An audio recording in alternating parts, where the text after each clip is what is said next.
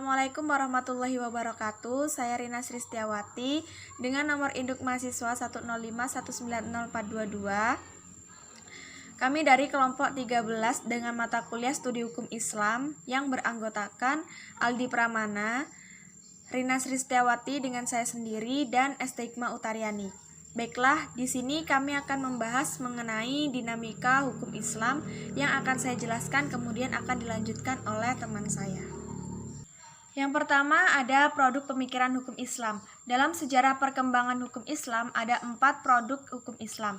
Yang pertama fikih.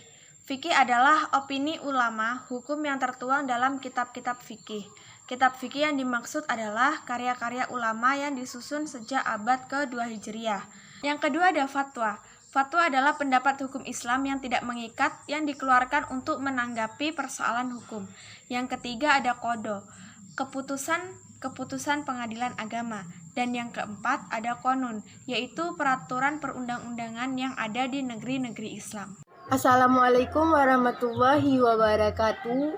Saya Siti Hikmah Utariani dengan NIM 105190279 yang akan membacakan sedikit tentang karakteristik pemikiran hukum Islam. Karakteristik pemikiran hukum Islam adalah pluralitas. Pluralitas ini opini hukum lebih kaya ditunjukkan oleh kitab-kitab fikih dan fatwa-fatwa ulama. Pluralitas opini hukum ini menggambarkan bahwa pemikiran hukum Islam tidak tunggal, melainkan beragam dan berbeda-beda. Keniscayaan perbedaan pendapat. Hukum ini kemudian melahirkan berbagai mazhab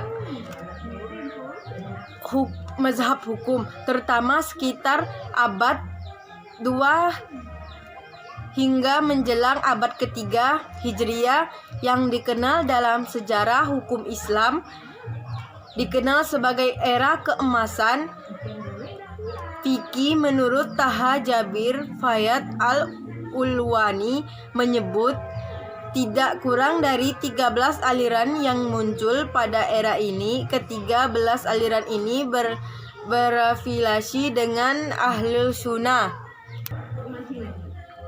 Yang menarik untuk dipertanyakan adalah mengapa hanya 4 yang bertahan sedangkan lainnya lenyap. Satu di antara faktornya adalah karena adanya dukungan penguasa. Sebuah aliran dapat berkembang subur karena adanya dukungan politik kekuasaan. Tetapi terlepas adanya faktor politik, bahwa undang-undang hukum dan berbagai pemikiran secara umum bukan suatu yang abadi, melainkan merupakan refleksi kehidupan sosial, yang berarti pula bahwa seseorang harus terlepas diri dari penghambaan ibadah kepada selain Allah, menghadapkan hati sepenuhnya hanya untuk beribadah kepada Allah. Terus dengan demikian, berkembangnya pemikiran hukum Islam tidak dapat terlepas dari unsur-unsur politik dan perubahan masyarakat. Dengan ungkapan lain, selain pluralitas, karakteristik pemikiran hukum Islam adalah politik dan dinamis.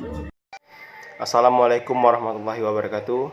Perkenalkan, nama saya Aldi Pramana dengan NIM 105190423. Baiklah, di sini saya akan menjelaskan tentang materi, yaitu corak pemikiran hukum Islam. Pemikiran hukum Islam ini ada yang bercorak literalistik dan tekstualistik. Disebut dengan literalistik karena penyampaian opini hukum yang diedukasikan dari Al-Quran dan hadis. Didekati secara literalistik, apa yang dinyatakan oleh teks indah yang diperpegangi. Karena itu, ciri menonjol pemikiran hukum Islam literal adalah menangkap pesan ayat berdasarkan bunyi tekstualnya. Dalam sejarah pemikiran hukum Islam, Ibnu Hazim dipandang sebagai tokoh literaris. Ia dikenal pelanjut dan pengawal mazhab Zahiri. Mazhab Zahiri ini adalah mazhab yang memahami Al-Quran dan hadis secara tekstualistik. Karena itu, tidak sedikit pendapatnya yang berseberangan dengan imam lainnya atau ibnu-ibnu lainnya. Di dalam Quran surat Al-Maidah ayat 3 disebutkan bahwa mengkonsumsi daging babi ini adalah hukumnya adalah haram. Dalam pemahaman Ibnu Hazim, penyebutan daging babi dalam ayat tersebut bersifat spesifikasi. Ya, itu berarti hanya dagingnya yang diharamkan. Adapun selainnya seperti tulang dan sumsumnya adalah dibolehkan.